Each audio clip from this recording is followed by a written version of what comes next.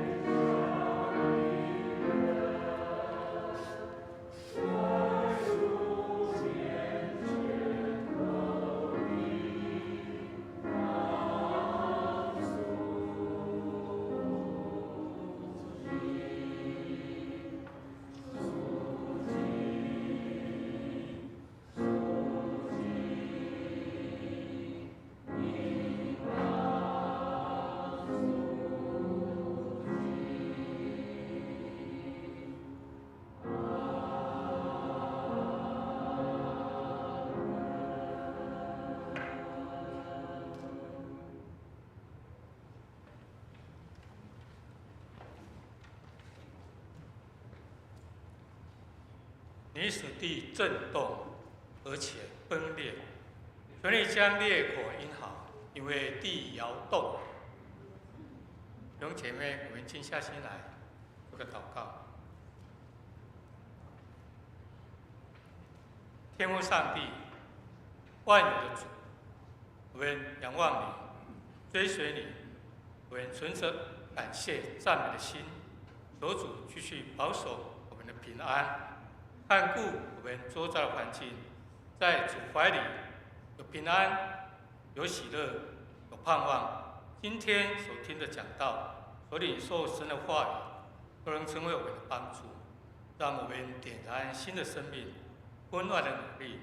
除了坚定的信心外，还能加上德行，加上知识，加上节制，加上忍耐，加上敬虔，加上爱弟兄的心，加上爱众人心，让我们彼此效力，在圣灵的引导下结出仁爱、喜乐、和平、忍耐、良善、信实、温柔、节制的果子，享受主恩的美味。上祷告，奉我主耶稣的圣名祈求，阿们。接下来我们诗歌敬拜，我们请敬拜小组。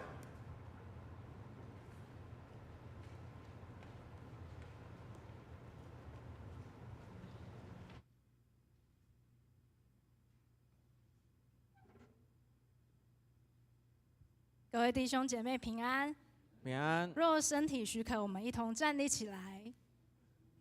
让我们今天早上用心灵和诚实来敬拜我们的主，这是我们神所喜悦的。阿们。阿们。有一件事我曾求耶和华，我仍要寻求，就是一生一世住在耶和华的殿中，瞻仰他的荣美，在他的殿里求问。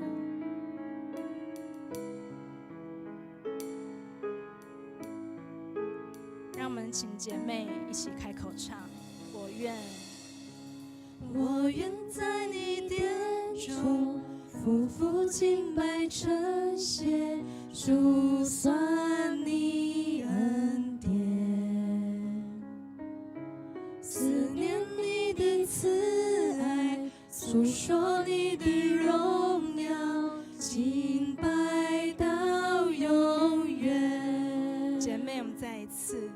我愿在你殿中匍匐敬拜称谢，数算你恩典，思念你的慈爱，诉说你的荣耀，敬拜到永远。我们请弟兄。我愿在你殿中匍匐敬拜称谢，数算你恩典，思念你的慈爱，述说你的荣耀，敬拜到永远。弟兄，再一次。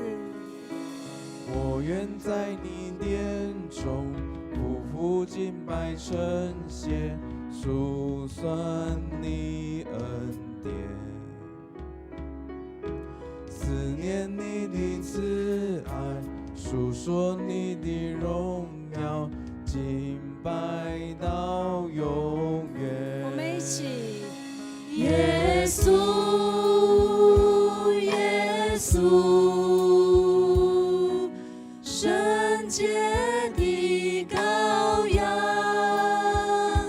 耶稣，耶稣，一生敬拜你。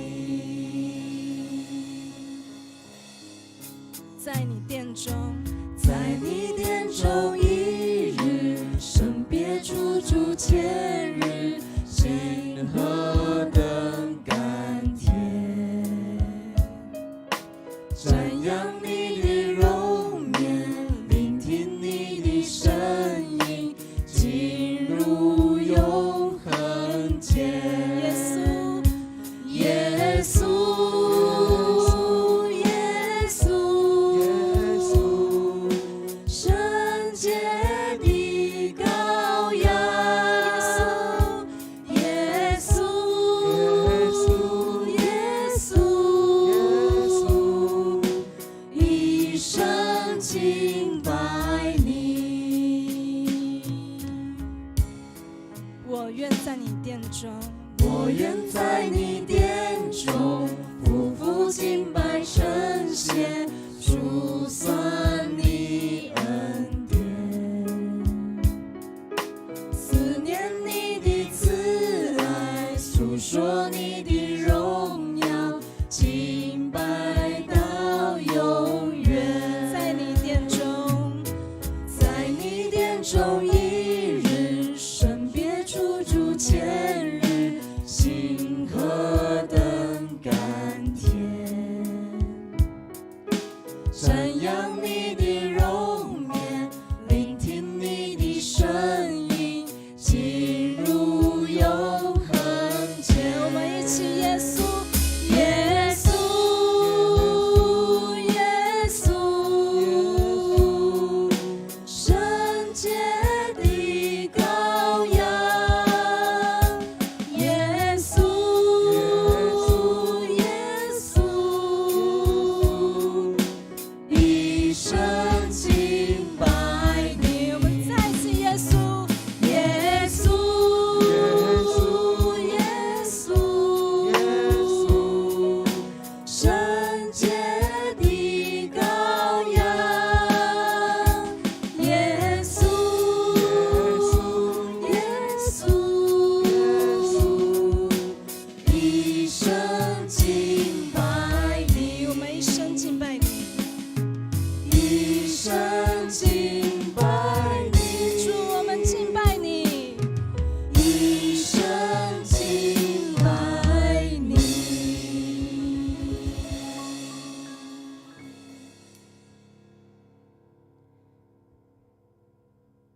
你若信，就必看见神的荣耀。阿们。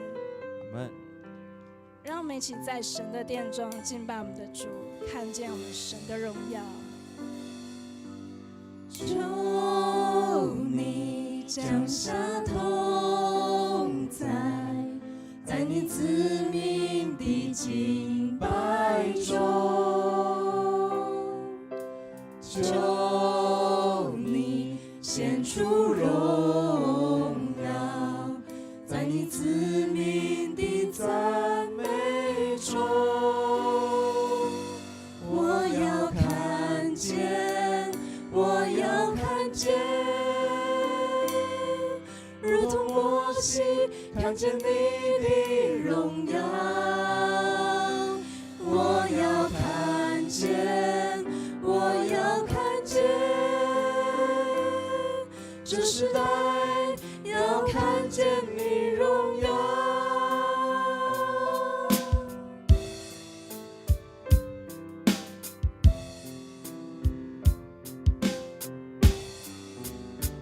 我要看见，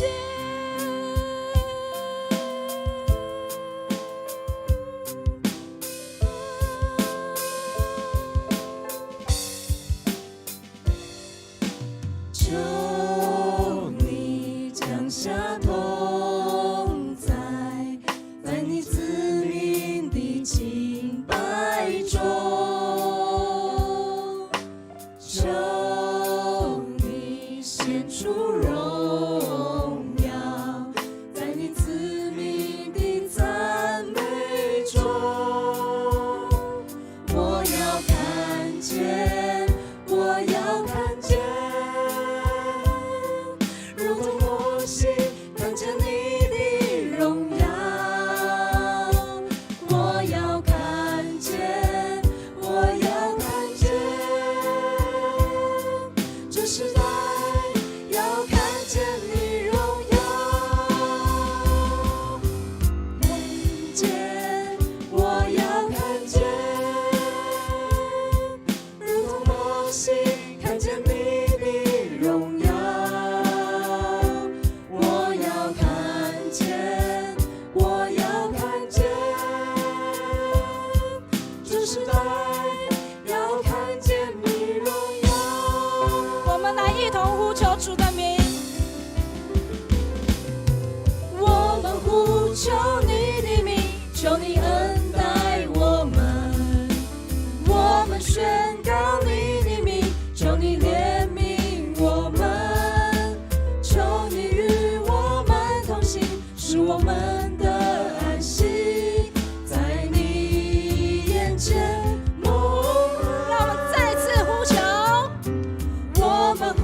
求你的名，求你恩待我们。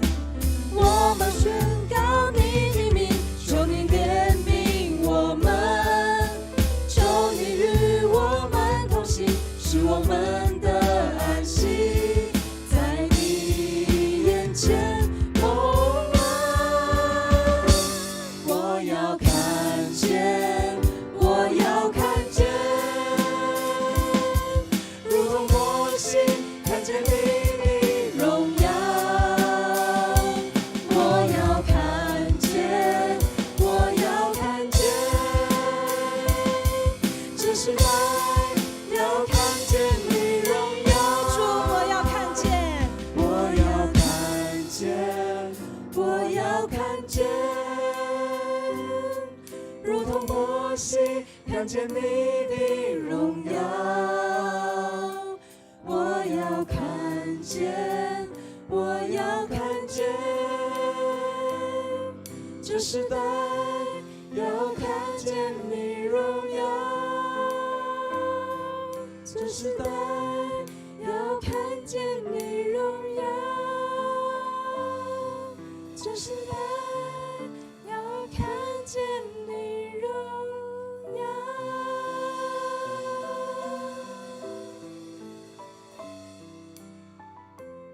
你若信，就必看见神的荣耀。阿门。阿们。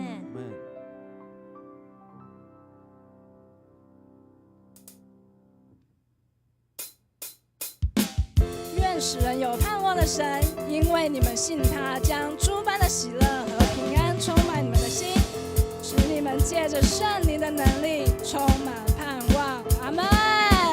有一位真神，他名字叫耶稣，他来到这世界上，为要救赎你。生命的意义尽在这福音里，只要你开口呼喊耶稣。耶稣是生命，一切问题的解答。耶稣是生命，一切黑暗的亮光。将忧伤变为喜乐，将惧怕变为力量。耶稣是永恒唯一的盼望。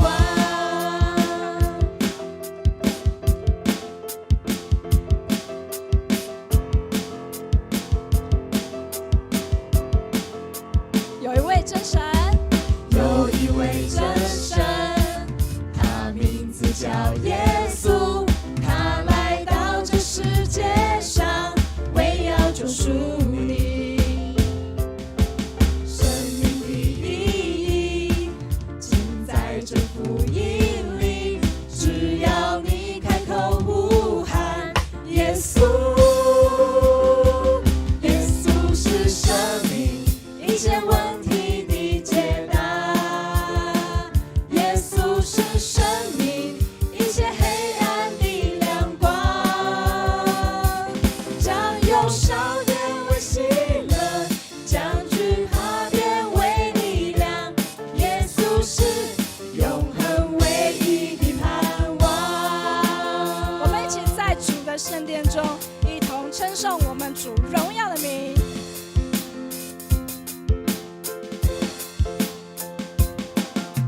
耶稣，耶稣，耶稣，耶稣，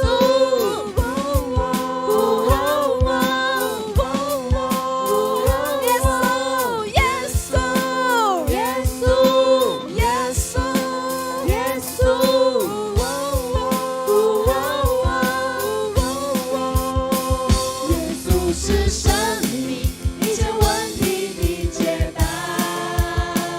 耶稣是生命，一切黑暗的亮光。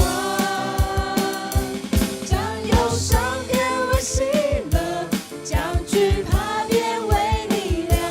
耶稣是永恒唯一的盼望。耶稣是生命，一切问题的解答。耶稣是生命，一切黑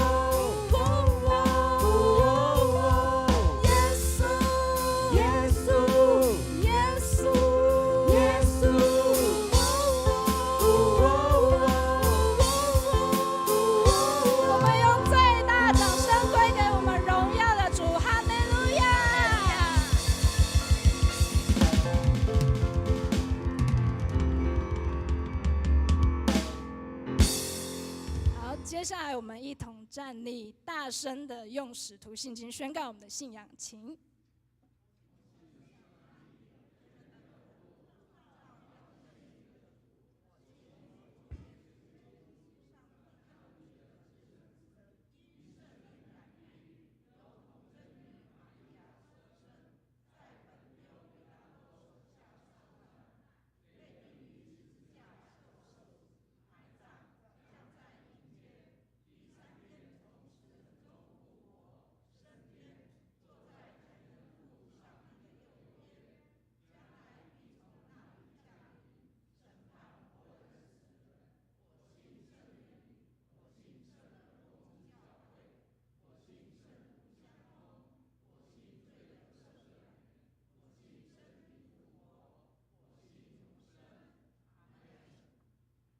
荣耀颂。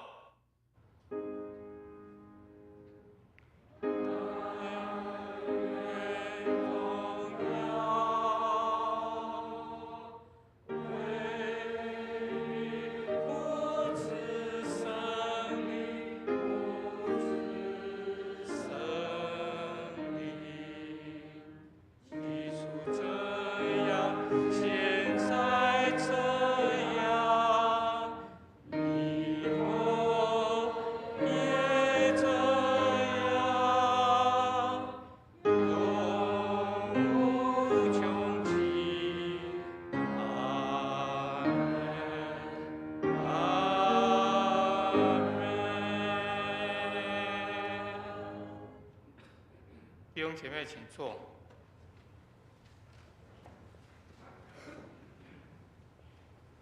接下来起因文，今天的起因文在诗篇36篇5到10节，诗篇36篇5到10节，在旧约568页，由我来起，弟兄姐妹来应。诗篇36篇到10节。耶和华，你的慈爱上及诸天，你的公义好像高山。耶和华，人民信处。上帝啊，你的慈爱何其宝贵！他们逼你殿里的回甘得以饱足。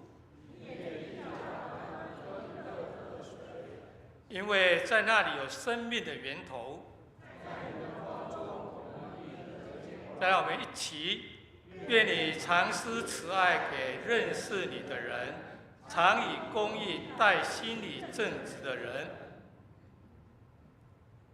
接下来公祷，我们来为以下几个事项来做祷告：为丹麦属地荷兰人来祷告。愿基督信仰能进入他们的生活文化之中，国家百姓能更认识基督的信仰。为台湾卫理公会北一教区安树堂及修罗牧师祷告，为教会奉献充足，教会在当地更加得人，牧者同工身心健康来祷告。为世界战乱之地求平安，求主止息中东俄乌战争的战火和冲突，愿和平与平安早日降临。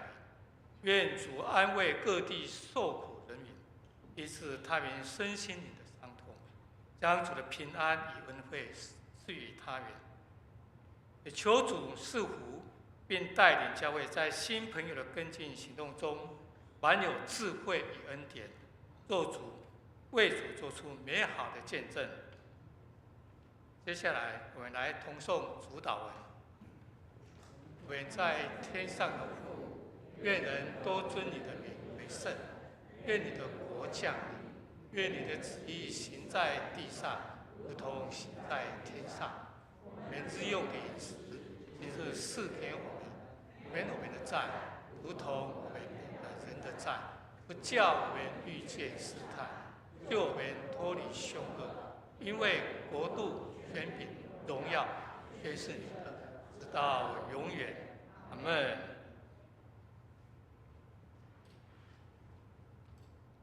接下来圣道礼今课，我们请赵典弟兄。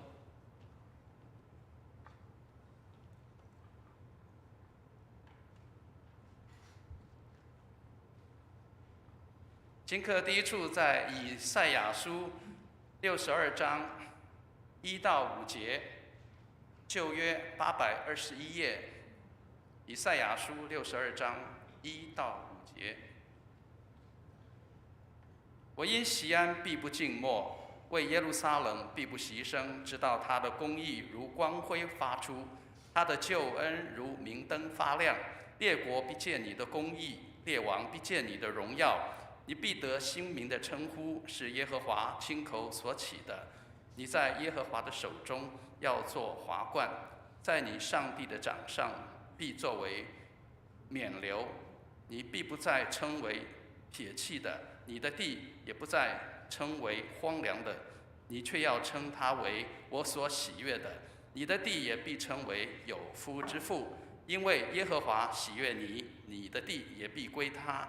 少年人怎样娶处女，你的众民也要照样娶你；新郎怎样喜悦新妇，你的上帝也要照样喜悦你。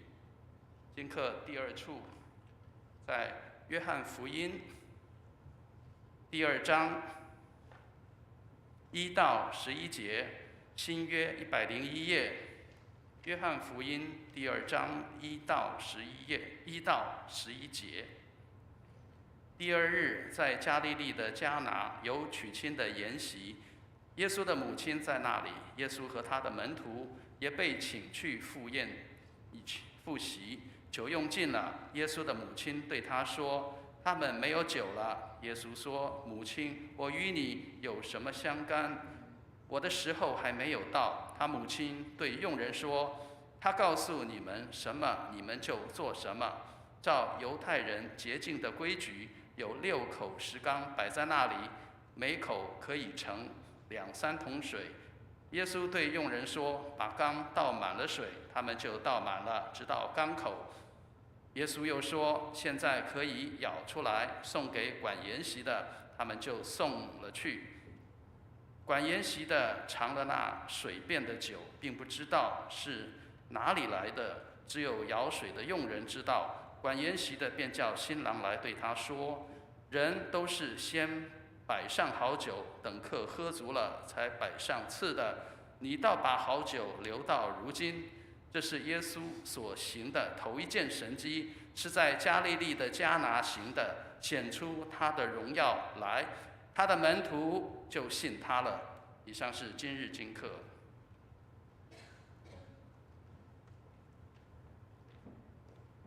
我们谢谢赵典弟兄为我们诵读上帝的话语。接下来读经，经文在哥林多前书12章1到11节。哥林多前书12章1到11节，由我来攻读这段经文。弟兄们，论到属灵的恩赐，我不愿意你们不明白。你们做外邦人的时候，随时被牵引、受迷惑，去服侍那哑巴偶像，这是你们知道的。所以我告诉你们，被上帝的灵感动的，没有说耶稣是可做主的；若不是被圣灵感动的，也没有人说耶稣是主。恩赐原有分别，圣灵却是一位；职事也有分别，主却是一位；功用也有分别，上帝却是一位。在众人里面运行一切的事，圣灵显在个人身上，是叫人得益处。这人蒙圣灵是他智慧的言语，那人也蒙这位圣灵是他知识的言语。又有一人蒙这位圣灵赐他信心，还有一人蒙这位圣灵是他医病的恩惠。又叫一人能行异能，又叫一人能做先知，又叫一人能辨别诸灵，又叫一人能说方言，又叫一人能翻方言。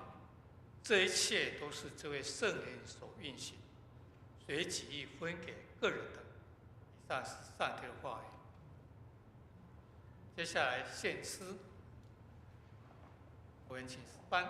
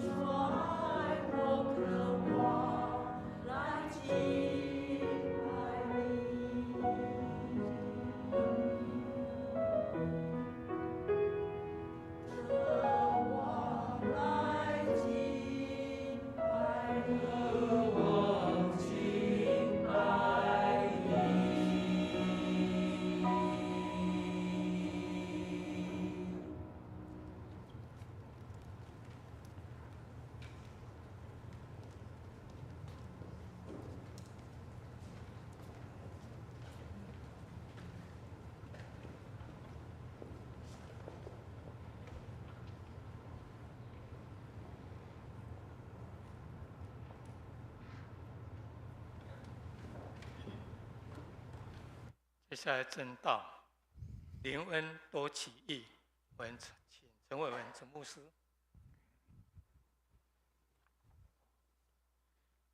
我渴望来敬拜你。亲爱的弟兄姐妹，你有多渴望要来敬拜上帝？你有多么的渴望想要来亲近上帝？刚刚这一首歌“如鹿切慕溪水”，因为鹿在渴的时候，它最渴望的是那个水能够来满足它的心。亲爱的弟兄姐妹，你的心有没有对上帝有那样的渴望？愿上帝帮助我们，让我们可以对上帝的话语好像鹿切慕溪水一样。大卫是一个很厉害的诗人，他能够将那样的一个想望，把它用图像的方式可以把它描绘出来。亲爱的弟兄姐妹，渴望，你的渴望是什么？上帝帮助我们，让我们对神有更多的羡慕跟渴望，让我们希望能够常常与主亲近，那个渴望的心好像鹿切慕溪水一样。愿上帝来带领我们。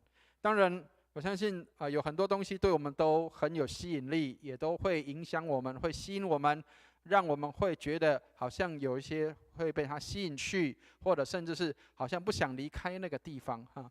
好，给大家先看一下，各位觉得世界上最有吸引力的东西是什么？天文学家说是黑洞，对不对？那个打扫的主妇们说这个是这个吸尘器啊，这个太好了，可以吸尘，对不对？但是呢，亲爱的弟兄姐妹，你知道，冬天里最远的距离是什么距离？知道吗？从床上要到厕所的那个距离是最远的距离。为什么？因为半夜万一想要尿尿的时候，万一糟糕了，这个棉被一掀起来，真的是相当辛苦的事情啊。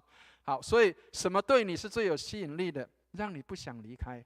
当然，刚刚我们讲了，这个只是笑话而已啊。也许冬天的床对你最有吸引力，但是我们对于上帝的话，上帝的话有没有吸引你，让你从其他的地方转回到神的面前来？上帝带领我们，让我们在新的一年，我们能够看到上帝的话具有强大的吸引力。刚刚讲的如鹿切慕溪水一样，那个水对鹿来说是有强大吸引力的。愿上帝来帮助我们，让我们能够进入他话语当中，得着他话语的美好。让我们一起举起圣经来祷告，愿上帝的话成为我们的帮助和力量。让我们在这一年当中，以上帝的话成为我们的一个引导跟指引。我们举起圣经来祷告，我们一起念经。这是我的圣经，他说我是谁，我就是谁。他说我拥有就拥有，他说我可以就可以。今天神的话要来教导我，我诚心悔改，我心里警醒，我灵谦卑受教，我就不再一样。奉主耶稣基督的圣名，阿们。亲爱的弟兄姐妹，我们这2周里面都会谈到有一个相当重要的东西，甚至是我们不是东西哈，它不是东西一个重要的一个名词，在教会里面我们常常讲，但是我们对它很陌生。各位知道圣灵是我们常常会提到的，但是在教会里面我们很少会去了解圣灵是什么。如果各位还有印象的话，在上个礼拜的时候，我们提到撒玛利亚人，他们在受洗之后，他们还没有领受圣灵。那后来这个彼得跟约翰去为他们祷告，让他们受圣灵。所以圣灵对基督徒来说是一个相当重要的一个认识，我们需要去认识圣灵，因为圣灵是3位一体的上帝当中的其中的一位。好，所以我们在读使徒信经的时候，各位还有印象，我们刚刚在读使徒信经的时候提到什么？提到我信上帝全能的父，创造天地的主，对不对？第2个提到我信我主耶稣基督，对不对？好，最后什么？我信圣灵，我信圣而公之教会。好，所以圣灵跟教会是连结在一起的。圣灵让我们看到他的工作，以至于在教会当中带来一些改变、一些复兴，甚至我们可以说，教会的建立是从圣灵的降临来到开始的。我们可能会觉得很惊讶，是这种这样的讲章，是不是应该要在圣灵降临节，在5月、6月那时候的圣灵降临节才会提到？事实上，我们每一天都需要圣灵住在我们的里面。好，所以我们上一次有特别提到圣灵是什么。那不晓得各位对圣灵的理解跟了解是什么？好，所以请大家要记得哈，从创世纪的时候，圣灵就已经出现了。在创造天地的时候，上帝就已经跟圣灵在一起同工，在创造世界的万有的时候，圣灵就已经存在。所以圣灵是什么？圣灵就是上帝的气息。所以上个礼拜有特别跟大家提到说，当上帝在人的口里面吹了一口气的时候，那个人就成为叫做有灵的活人。所以亲爱的弟兄姐妹，你是不是一个有灵的活人？你有没有圣灵在你的里面？有圣灵在里面的人就是有灵的活人。所以如果你对上帝的事情，你对于属灵的事情能够有那样的渴望跟渴慕，那个就是因为有圣灵在你的里面。很多人对上帝的话没有渴慕，没有愿意接触的心，因为他没有圣灵在他的里面。所以圣灵是什么？圣灵是上帝的气息。所以我们常常说属灵的人是什么？其实属灵的人就是有圣灵同在的人。所以亲爱的弟兄姐妹，你有没有圣灵在你的里面，让你对属灵的事情是那样的一个渴慕？好，所以我们常常被这个一些的外在的现象给引导，所以我们都以为说，像上次提到的，以为说被圣灵充满就是要倒在地上或者那边抖来抖去或者是讲一些我们可能听不懂的话。很多人被这个给这个错解了，以为说好像圣灵充满就是要像这样。以弗所书里面常常提醒我们说，要被圣灵充满，所以你要常常求圣灵来充满你。在圣经里面虽然有提到有很多方言祷告，或者是像刚刚提到有很多被击倒在地上的事情，但是圣灵充满不是永远都是这样的模式。圣灵充满有很多的方式，每个人领受圣灵也有不同的方式，跟这些的一个上帝给的这样的一个恩典。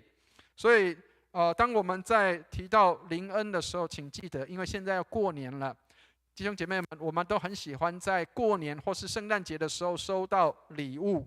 好，先跟大家定义一下恩赐的意思。圣灵的恩赐就是上帝所赐的礼物，所以你可以跟上帝求那个礼物，当然上帝也会主动的给你礼物，但是这一切都是圣灵的工作。所以我们今天的经文有一大段的部分要提到的东西，在传统教会很少讲，特别在卫理公会很少讲包括在比较传统的教会宗派都很少讲。所以今天各位你们来听到这一篇的信息是非常有福气的。为什么？因为不晓得上帝会给你什么礼物，但是你要记得，上帝一定会给你礼物，上帝会给你恩赐，这个恩赐是属于你的，专属于你的。所以亲爱的弟兄姐妹，千万不要以为上帝不会客制化上帝会客制化礼物送给你所以你领受这一篇的时候，记得要跟上帝要礼物好，但是我们要先了解圣灵充满的一个状况跟样式。好，这个是 Good TV 他们有出一个 PPT， 里面有一个很好的说明，所以要先跟大家澄清不是说不会有那个倒在地上或是在那边讲方言，不是说没有这个，有这个。但是这几位他们被圣灵充满，他们做的事情超乎我们的想象。这些人甚至耶稣跟其中有一位说，将来你要做的事情是比我更大的。这个人我们等一下会看到，但是我们要先了解圣灵充满是什么。好，所以圣灵是谁？我们要先认识圣灵是谁。圣灵就是刚刚提到，圣灵就是神自己本身，所以它是自由运行做主工的，它是自由的运行，用它的意思，随它的意思来造作一些的事情。所以有一个异端，各位可能有听过耶和华见证人，听过吗？好，耶和华见证人里面，他所谓的错误就是什么？他没有承认圣灵是三位一体的上帝，他说圣灵只是上帝的能力。好，但是亲爱的弟兄姐妹，在使徒行传1章8节说，但圣灵降临在你们身上，你们就必得着能力。所以意思是什么？是圣灵降临在身上，我们才会得着那个能力，不是那个力量灌给我们，是圣灵在我们里面才能够显出那个能力。所以这个能力是圣灵的。亲爱的弟兄姐妹，圣灵才会照他的运行跟运作来赐给人有这样的恩赐。好，所以我们不单是要领受恩赐能力，而且要让圣灵住在我们的里面。好，所以让圣灵住在我们的里面，比你有那个恩赐更重要。各位知道，台语有一句话哈，当然蛮粗俗的，但是跟大家分享一下。各位知道台语有一句话讲什么？无来财，搁嫌加失败。听得懂意思吗？无来财，搁嫌加失败是什么？给你再好的东西，当你不会用的时候，它都会变成什么？叫做废物，或是没有好的这个表现。好，所以亲爱的弟兄姐妹，恩赐，上帝给的恩赐，给每一个人不一样。所以，亲爱的弟兄姐妹，千万不要觉得说，为什么他有这个恩赐，为什么我没有？为什么他那个恩赐那么好，为什么我没有？每一个人都有上帝给你客制化的恩赐，所以不用去羡慕别人，因为那也是圣灵给的。你的恩赐也是圣灵给的，我们所有的一切都是圣灵给的，所以不用去嫉妒别人说，为什么他祷告就可以病得医治啊？为什么他会讲方言？亲爱的弟兄姐妹，每一个人的礼物，每一个人的恩赐是不一样的。上帝照着他自己的意思要给我们礼物。好，我们看一下这几位，他们都被圣灵充满，但是他们做了些什么？他们不是只是在刚刚讲的只是在教会里面哈利路亚赞美主，或者是倒在地上，就是圣灵充满。我们来看一下他给我们的几个讯息。第一个，这个彼得，好，各位知道彼得是谁？知道吗？彼得是耶稣12个门徒当中的一位，对不对？好，各位知道，其实彼得他看起来好像是很勇敢的，但是事实上他也会有人性的软弱面。各位知道，当耶稣要被钉十字架的时候，当耶稣被审判，在这个大祭司的院宇里面被审判的时候，彼得就在众人的当中。好，但是呢，当他参在众人当中的时候，有人说：“你是加利利人，你是跟过耶稣的。”他说什么？我没有认识他，我不认识他。亲爱的弟兄姐妹，人的勇气是会软弱的，人的勇气可能面临生死问题的时候，他可能就没有办法了。人的勇气可能一下子有，可是一下子又没有了。但是，亲爱的弟兄姐妹，当圣灵充满在彼得的身上的时候，彼得他放胆讲道，传主的福音，在3000人面前，他可以讲上帝的话；在这些的官长面前，他勇敢的见证耶稣。所以，亲爱的弟兄姐妹，过去他是一个可能会因为事情就怕事、就胆小躲起来的，但是他为耶稣的缘故，他不怕死。所以，亲爱的弟兄姐妹，如果你能够为耶稣而有勇气做见证、传福音，那么你必然就有圣灵充满在你的里面。彼得就是一个这样的例子，他有圣灵充满，以至于他勇敢的在人的面前来传福音、做见证，连死都不怕。所以，亲爱的弟兄姐妹，你是否有看到圣灵在你的里面，给你有勇气，让你可以为耶稣做见证？第二个人，这个人叫做保罗。各位亲爱的弟兄姐妹，保罗也被圣灵充满，他也行过很多的神迹奇事。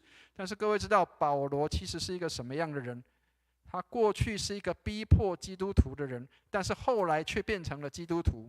他以前是抓基督徒的，但是后来他是被逼迫、被抓，他甚至是被关在监狱里面。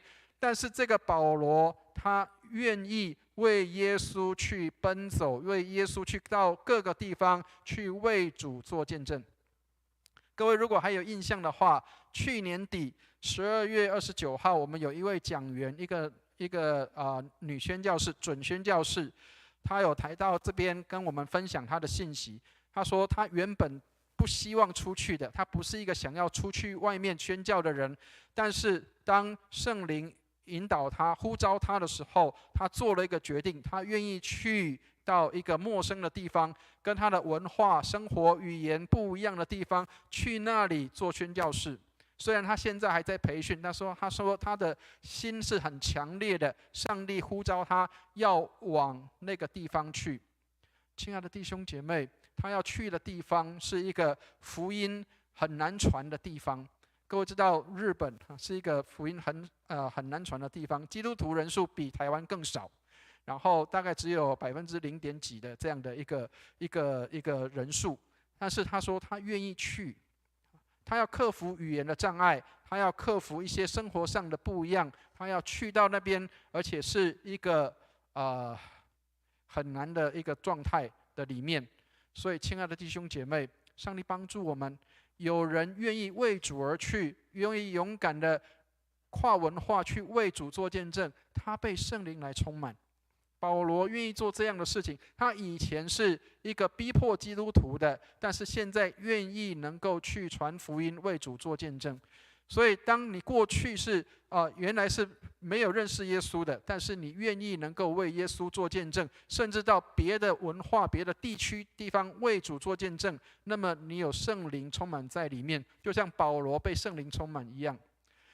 另外有一个人，这个人没有前面那2个人的有名，也没有前面那2个人的这个很大的恩赐，但是这个人他被公认是一个老好人，他被公认是一个有信心的人。这个人叫巴拿巴。各位如果看圣经里面的话，巴拿巴跟保罗一起同工，被圣灵差派去做福音工作。但是其实他的工作没有保罗那么大，但是他做一件事情，就是他是一个有信心的人，他用信心来看到上帝的作为。所以当人家都不敢用保罗的时候，各位知道刚刚提到保罗是一个逼迫基督徒的人，当人家都不敢用他的时候，这个巴拿巴他居然愿意去找保罗，然后把他带到这个教会里面来接受差派，成为宣教士。所以亲爱的弟兄姐妹，巴拿巴又叫做劝慰子。各位如果看圣经里面的话，他叫劝慰子，为什么？因为他会给别人安慰，给别人信心，鼓励人家，可以让人家能够得到信心，得到帮助。所以亲爱的弟兄姐妹，这样的人他也有圣灵的充满。所以你即使什么恩赐都没有，你说我什么恩赐都没有，但是我能够帮助别人，我能够鼓励别人，让别人有信心，我自己有信心，别人也有信心，那么你也是一个圣灵充满的人。所以千万不要把圣灵当作很遥远，也不要把圣灵当作洪水猛兽。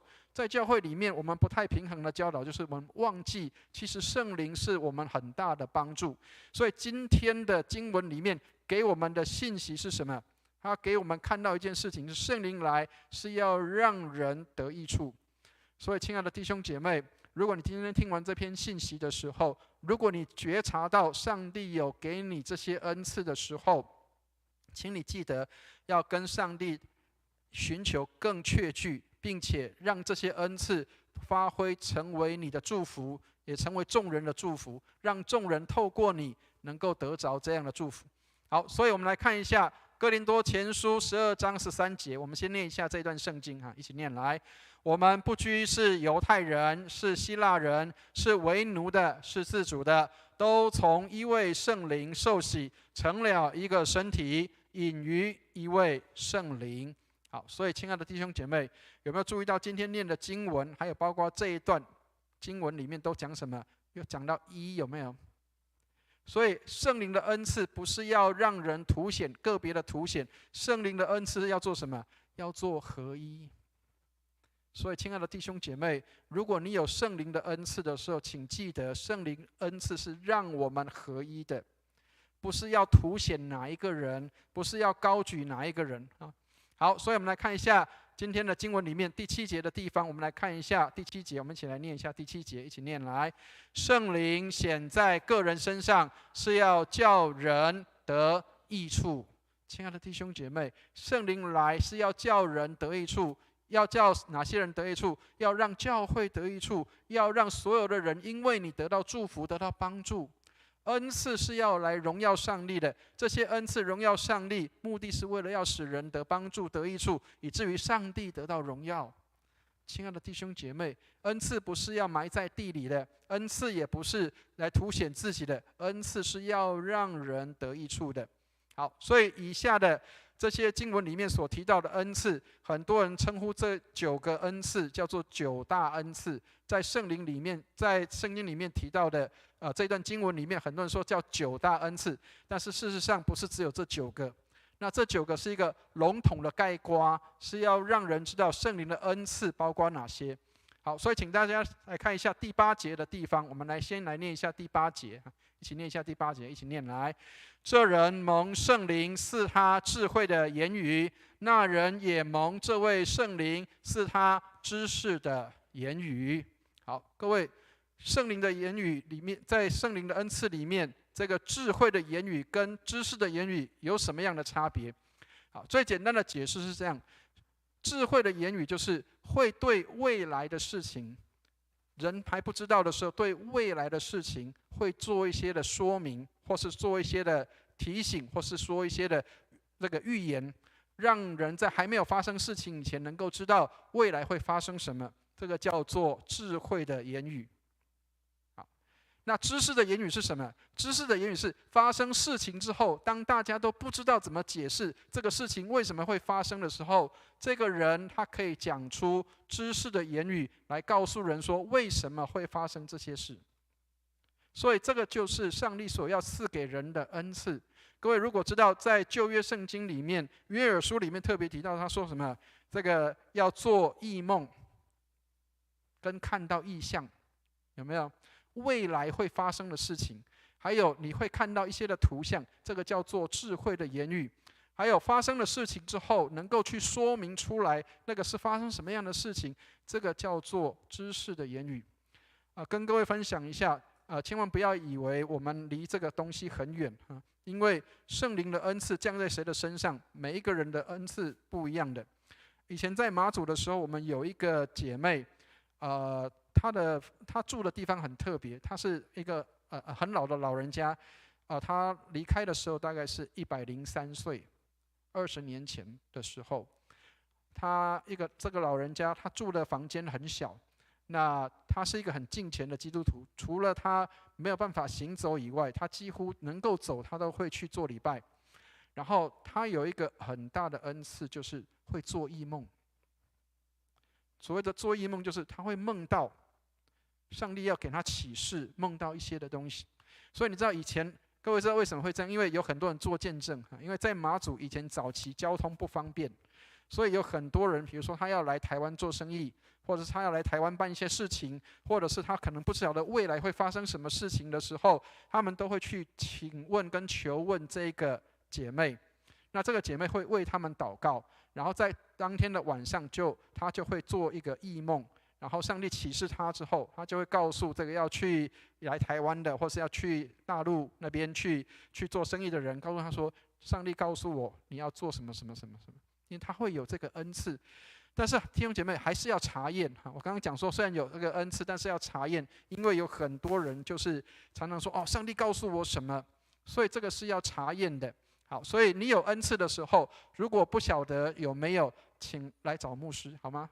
所以如果你有什么需要这个了解是不是有，那请你来找牧师我会告诉你是不是上帝有给你这个恩赐。好，所以这个恩赐让我们看到未来发生的事情，还有事情发生之后怎么去理解这个事情。所以圣灵常常做这些的工作，让人能够预知未来，也能够知道现在发生的事有什么样的意义。好，第二个，我们来看一下这两个也是常常出现的恩赐。我们来读一下第9节，一起念来。又有一人蒙这位圣灵赐他信心，还有一人蒙这位圣灵赐他医病的恩赐。亲爱的弟兄姐妹，刚刚我们读到有一个人叫做巴拿巴，他是一个有信心的人，他不但自己有信心，他也会鼓励别人有信心。所以亲爱的弟兄姐妹，当大家都气馁，都软弱了，都觉得我好像没希望了，好像这个事情做不起来，或者是施工要开始的时候，可能有很多一些的这个复杂的状况很多人都觉得放弃吧，放弃吧。但是总有一个人，他会说什么？弟兄姐妹们，我们要有信心往前走，我们要继续的这个持续下去，我们要坚持，我们要做这些的事情，大家起来吧。这样的人叫做什么？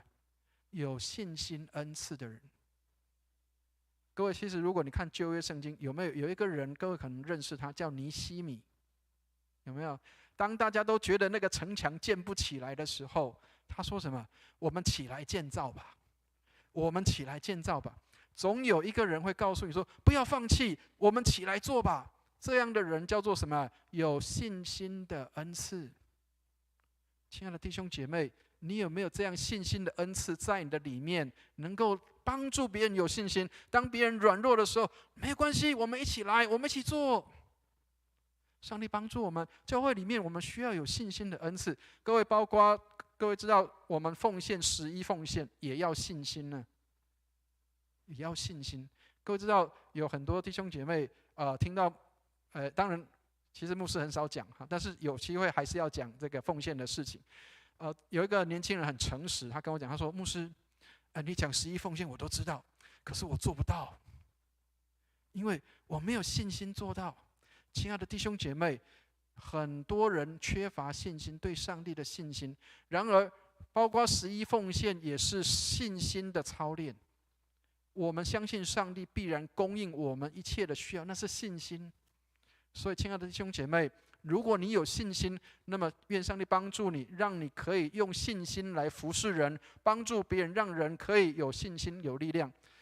跟大家分享一个信息，就是我刚去马祖的时候，其实一样，马祖是讲福州话的，不是讲台语，也不是讲这个华语，大部分是讲福州话，除了年轻人以外，大部分讲福州话。所以我刚去的时候，其实也有点生活上不太适应，包括饮食方面也是。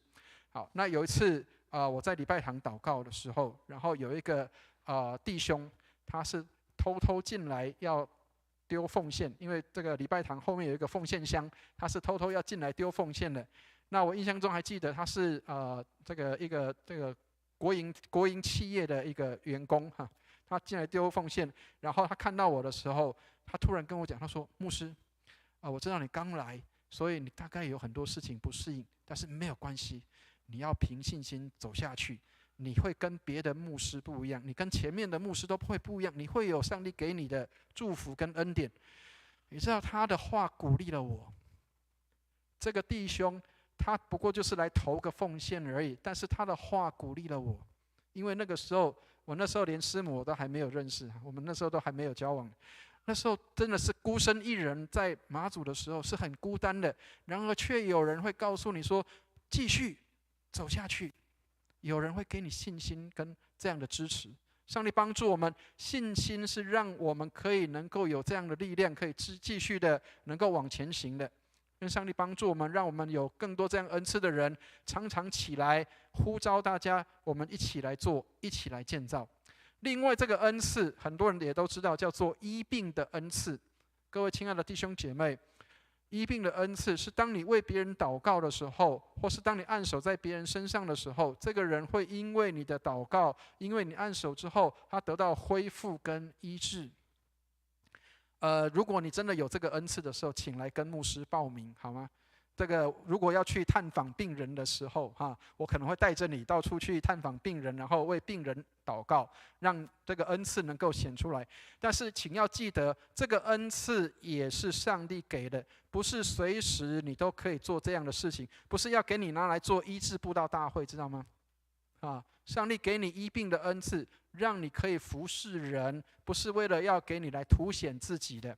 所以当你有医病恩赐的时候，请记得要来服侍人。当你看到有人软弱，有人生病，有人需要的时候，你可以为他祷告，让他可以得到恢复跟医治。好，第10节的地方又有更多的恩赐了。我们来看一下第10节，我们一起来念一下第10节，一起念来。又叫一人能行异能，又叫一人能做先知，又叫一人能辨别诸灵，又叫一人能说方言，又叫一人能翻方言。亲爱的弟兄姐妹，这里有4个恩赐。也许你可能会有，但是你可能会觉得好像不太明确，但是你可以跟上帝要。好，这个行异能的恩赐跟刚刚的信心很有关系。有很多人他在这个为主做见证的时候，他能够透过一个信心的祷告，或者是透过这样的一个行异能的事情，能够让事情能够发生，而且是按照他所说的去做。所以亲爱的弟兄姐妹，有这样恩赐的人相当的厉害。有很多人说，哇，这个刚刚讲说，很多人在培灵会特会的时候都喜欢遇到这样的事情。但是亲爱的弟兄姐妹，这些都要为耶稣做见证的。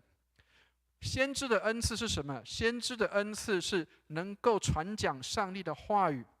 古代的先知，他们不是只是讲预言而已，他要传递上帝的话，所以他能够忠实的传讲上帝的话，这个叫做先知的恩赐。所以千万不要以为好像牧师都是有先知恩赐的，其实牧师也不见得讲道很好听，也不见得这个讲话的技术很好，但有人真的就是天生就是一个口才很好的人。有的人他就有这样的一个口才，能够被上帝使用，能够传递上帝的话语，能够把上帝的话讲得很明白，这样的人是有先知恩赐的。能够在讲道上面有这样的恩赐的人，这个是先知的恩赐。还有又叫一个人能够辨别诸灵，他能够分辨这个灵是不是从上帝那里来的，或是这个灵是什么样的灵。其实那个对我们来说是相当重要，特别在现在一个混乱的时代里面，有很多人其实被邪灵影响，但是不知道。好，跟大家讲一个实际上的案例。刚刚也是讲马祖的案例。我们在马祖的这个教会历史里面，曾经有记录过这样的事情。在早期教会还没有建立的时候，有一些人他们喜欢去到处拜拜，去庙里面拜。然后各位知道，其实现在也有各位有没有听过那个狐仙？有听过对不对？好，所以年轻人千万不要为了求姻缘去拜这个东西，因为你会招鬼了。你不是招圣灵，你是招鬼了。在教会记录里面记到什么？那边他们都有那个一些的明确的记录啊。被这个邪灵附身的，被所谓的狐仙附身的人，他们会有2个很重要的特征，一个是他会嗷嗷叫，好像那个狐狸的叫声。第二个是什么？他身上会散发一种臭味，不是狐臭哈，千万不要把狐臭当作他的有什么样，就是那个臭味会让你觉得很不舒服。好，所以在教会的记录里面是有2个从福州来的姐妹，她们来到马祖的时候，她们来到这个地方进去为这个人赶鬼的时候，各位知道，其实赶鬼不是一件容易的事情。好，刚刚也提到辨别诸灵的恩赐也是用来做这个事情的。当这些人他们进到这个弟兄的家要去赶鬼的时候，你知道那个床底下会哐哐哐哐有很多类似像很多东西打翻的声音，在搅扰这些要来祷告的人。然而这2个姐妹她们很勇敢，刚提到这2个是姐妹，她们不是牧师，她们不是传道人，她们来赶鬼的时候，她们把这个鬼赶出去，她们有记录下来说，那个人他就安静下来，没有再有那个嚎叫的声音，然后身上的味道也变好了。所以这个是有真实的记录。所以亲爱的弟兄姐妹，如果你有这样的恩赐的时候，上帝要使用你，让你能够去辨别那些的灵是不是从上帝来的，或是这些灵是不是有一些的异样。上帝帮助我们，让我们的教会成为一个恩赐众多的教会，能够一起来建立教会。因为在传福音的事上，有许多需要这样的恩赐的人。另外有2个是最常见的，很多人常常用这个来判断说有没有圣灵的充满。因为有很多人误解，以为圣灵充满一定要叫做讲方言、说方言或是翻方言。亲爱的弟兄姐妹，方言的祷告让我们可以持续不断的在上帝的面前来祷告跟祈求。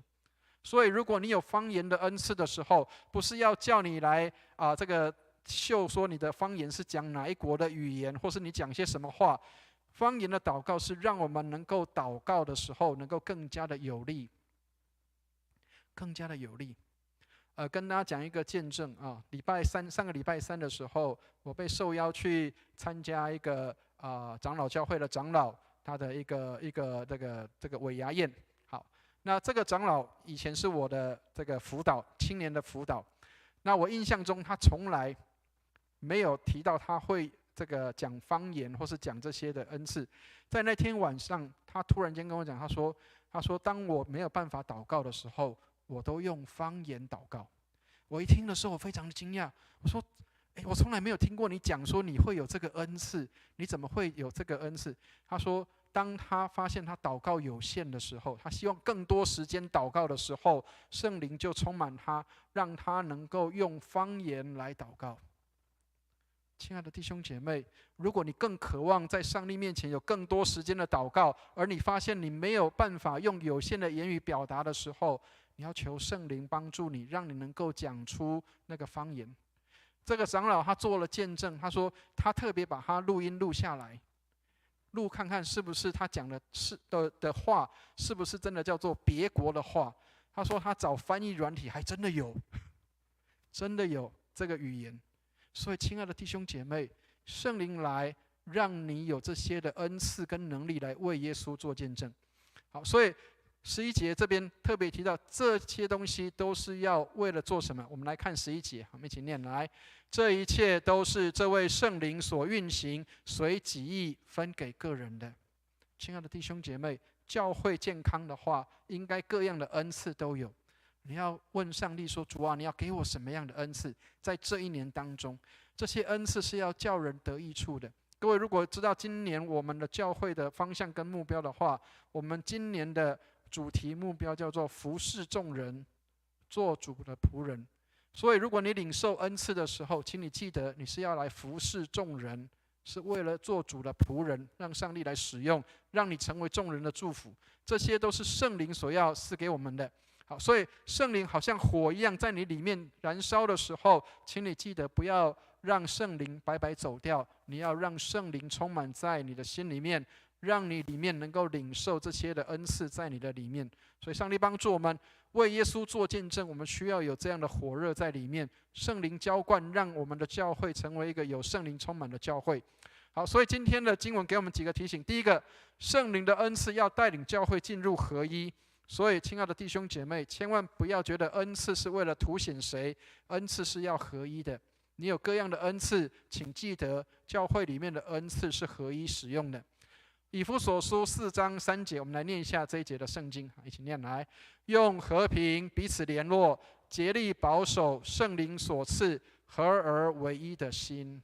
好，所以圣灵的恩赐要叫我们合一的，合而为一的心，所以不是为了凸显谁哈。好，所以以弗所书4章4节，身体只有一个，圣灵只有一个，正如我们蒙召都有一个指望。所以有没有看到这些经文都提到一？圣灵的恩赐是让我们合一，而不是要分裂的。第二个，圣灵的恩赐最终要结出圣灵的果子。所以上个礼拜有特别提到这个圣灵的果子，圣灵充满的人必然有圣灵的果子。好，还记得吗？圣灵的果子，这个应该我们的儿主的时候就开始要背了。圣灵的果子哈，各位，圣灵的果子是什么？圣灵所结的果子就是仁爱、喜乐、和平、忍耐、恩慈、良善、信实、温柔跟节制。也许你可能没有这些刚刚讲的这些那么外显的，但是当你有这些的时候，表示圣灵也住在你的里面。好，所以我们要求圣灵的充满，千万不要以为圣灵是洪水猛兽，圣灵充满是大大的有益处，对教会大大有益处。第三个，圣灵的恩赐要服侍众人，要来造就教会的。所以如果你有这些恩赐的时候，请记得教会需要你的帮助。刚刚讲了啊，如果你有医病的恩赐，请记得来找牧师报道，好吗？如果你有这些的这个管理事情的恩赐，请来跟牧师报道，请来跟我讲一下，让我们可以一起来分担，我们一起同工来造就教会。所以我们每一个人都用恩赐来帮助人跟服侍人。好，所以我们的祈祷、言语、行为和侍奉都能够被上帝来使用。亲爱的弟兄姐妹，愿上帝使用我们在这一年。我们等一下唱的那首诗歌也是要告诉我们说，愿主使用我们这一生，让我们被主来拣选，使用我们能够来服侍人。所以个人要照所得的恩赐彼此服侍，要做百般恩赐的好管家。彼得前书4章10节里面，上帝要让我们做百般恩赐的好管家。所以千万不要把圣灵当洪水猛兽，圣灵来要为耶稣做见证，圣灵来为上帝做见证，圣灵来带来教会的合一，不是要带来教会的分裂。上帝帮助我们，让我们合一在基督的里面。所以今天你可以求圣灵来充满你，让你有各样的恩赐来服侍上帝。但是要记得，合一就是我们最重要的事情。在教会里，每一个恩赐都为了要使教会能够合一。愿上帝帮助我们。今天的主题叫做灵恩多奇异。昨天有我们的干事问我说：“牧师，你是不是写错了？不是奇异恩典吗？”我说恩典多奇异是什么？圣灵有不同的恩赐，但是他为了要使人得益处，每一个人的恩赐都是为了教会合一的缘故。所以，亲爱的弟兄姐妹，上帝帮助我们，让我们合一在基督里，我们的恩赐为上帝所用，使人得益处。愿上帝带领我们，我们一起来祷告。慈悲爱我们的天父，感谢你使我们弟兄姐妹被你圣灵充满，我们都有自己的恩赐，都有主你所赐给我们特别的恩赐，让我们的荣光堂成为恩赐众多的教会，能够将这些的恩赐都能够合一，为耶稣做见证。谢谢你垂听我们的祷告，这些的恩赐来荣耀你，愿你施恩来看顾，让我们透过这些恩赐来为你做美好的见证。感谢你垂听我们的祷告，愿荣耀归给主，奉耶稣基督的圣名，阿们。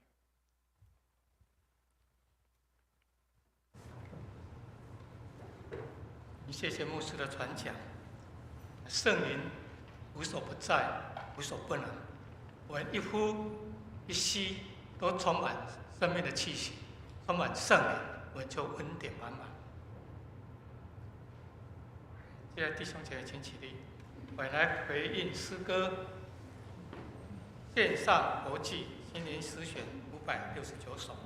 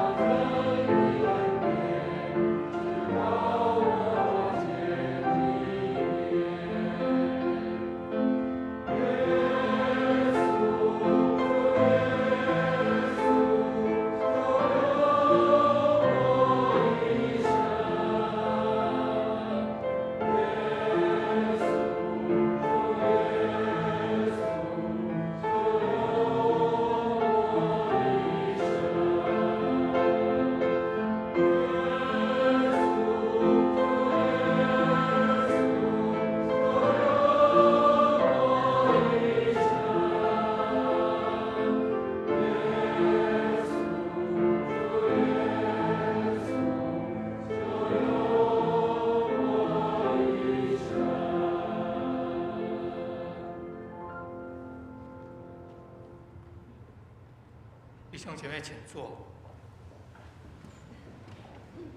我们做个奉献祷告，我们请诗献的同工到台前来。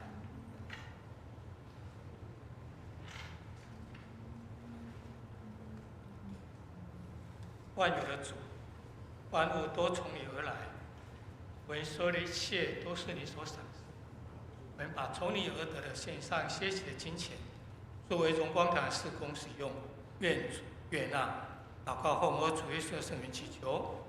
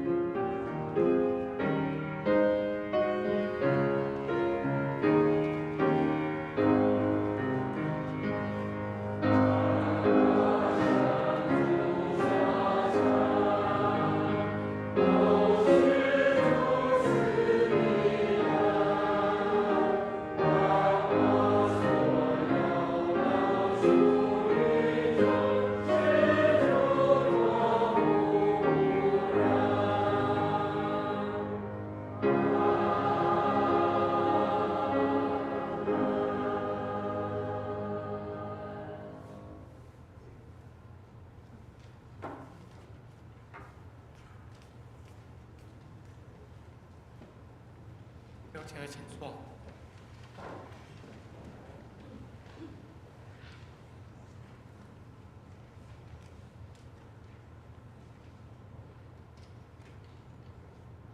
我来介绍新朋友，林春敏，林弟兄，他是以前苏伊士的邻居郑华杰的邻居，他以前有来过，欢迎，常常来。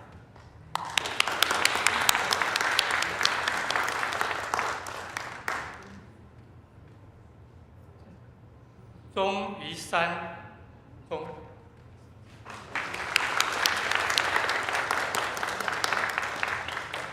一次欢迎，永远欢迎。他是介绍的是李百芳姐妹，欢迎你。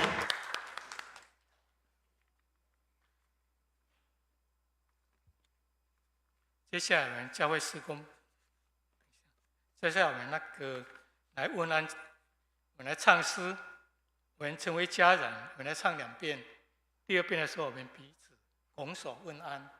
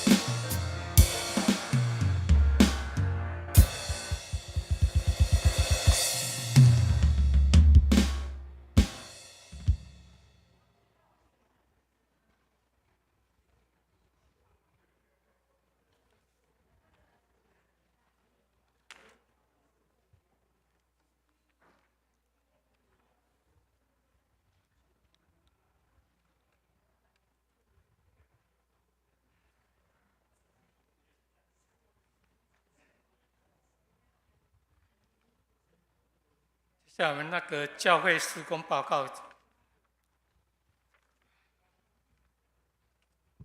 下个礼拜6就是1月26号主日，我们将邀请基甸会吴奇长老前来分享，国语台语2堂都会来这边为我们传讲，请弟兄姐妹欢迎来聆听。那再来跟大家报告一个喜讯。就是我们介良兄的公主黄佑成与李玉婷将在1月25号星期六上午10点，1月25号星期六上午10点举行结婚典礼。欢迎弟兄姐妹前来观礼并献上祝福。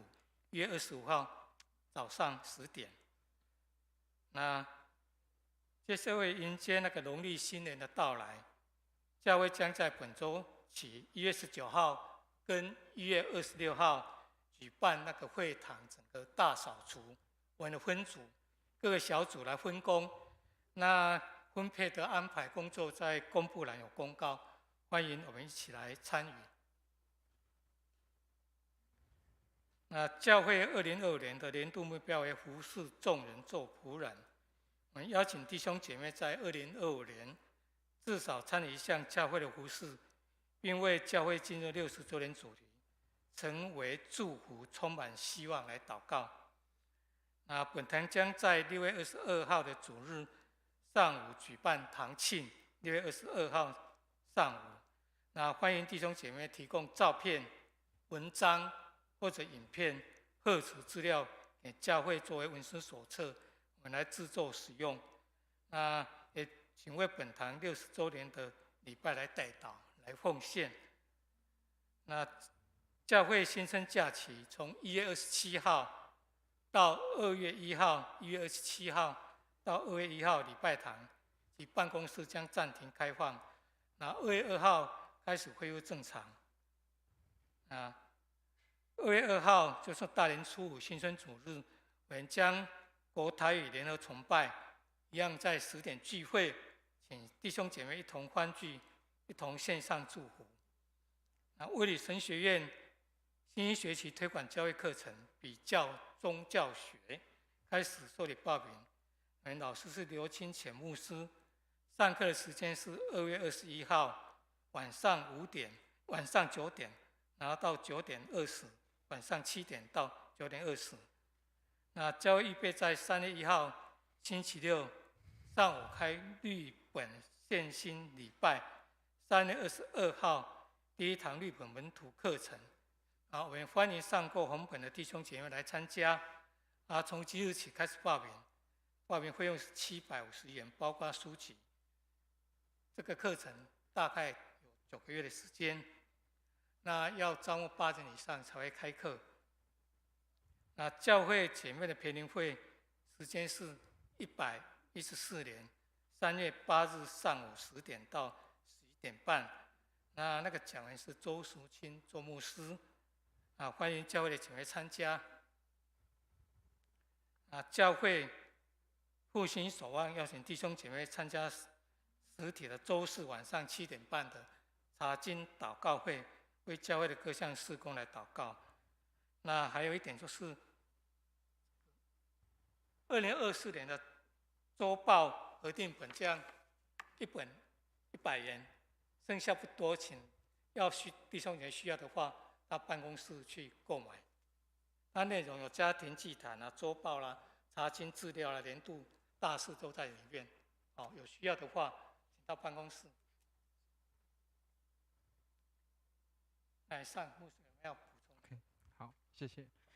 好，弟兄姐妹，刚刚顺着我们的思会的一个介绍哈，我们去年的周报。假设如果你都有收集的话，也可以欢迎你来送到这个我们的办公室。如果假设你想要像刚刚这样拥有一本这个我们的周报的话，那我们的周报核定本就是我们刚刚有提到的这样的一个安排，里面有查经祷告会的资料，也有周报的内容，还有我们去年的年度的目标，就是我们的家庭祭坛里面的所有的这些的内容都在里面。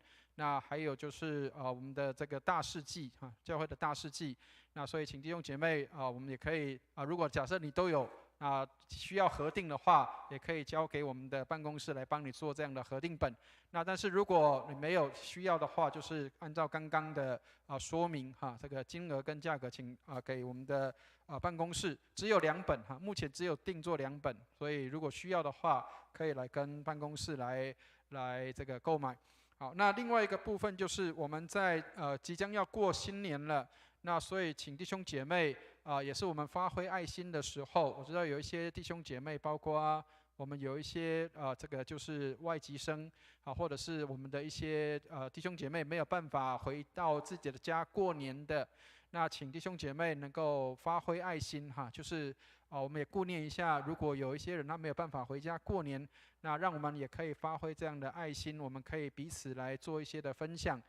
假设如果可以，我们可以一起的有一些家庭可以开放能够让一些的弟兄姐妹他们也可以在过年的时候能够享受一起团圆的这样的一个时间。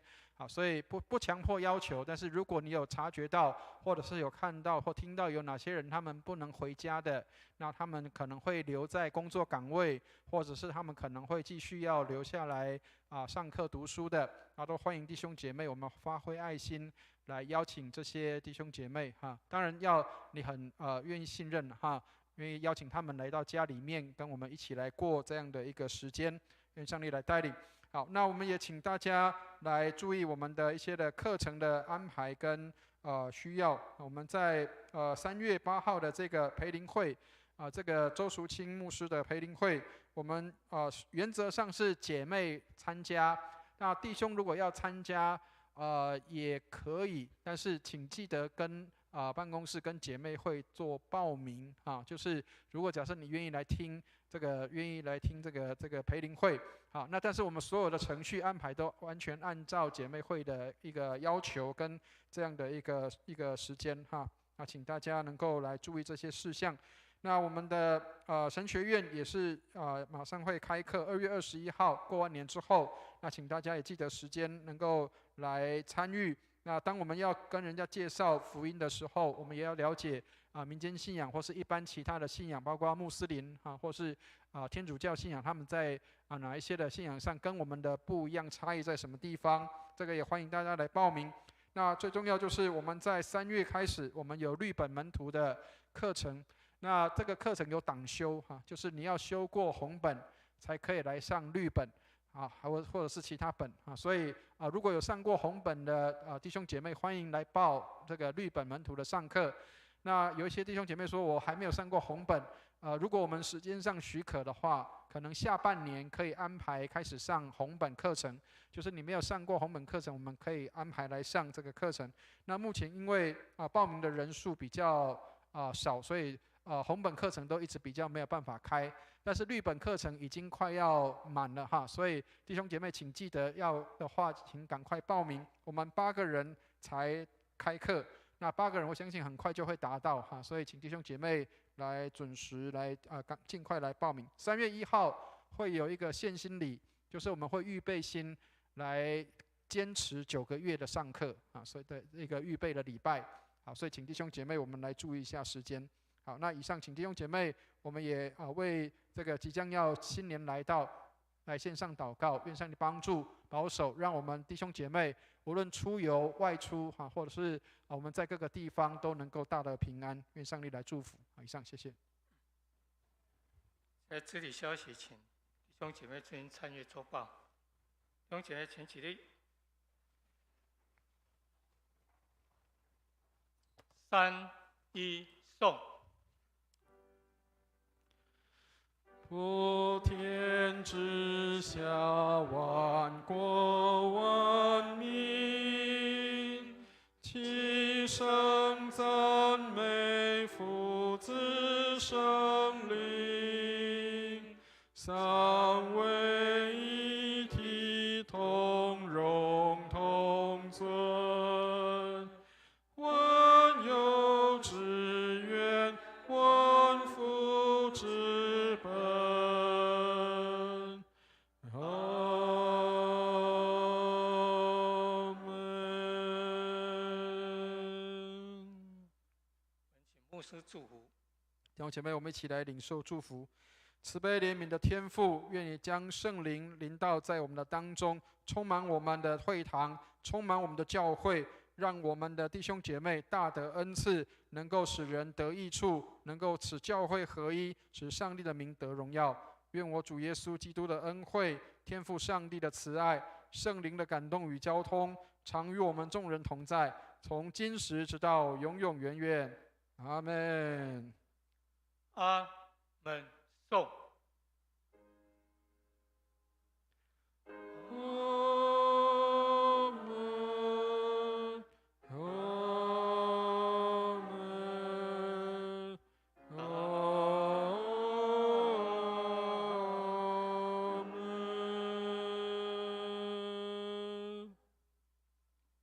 弟兄姐妹，请坐。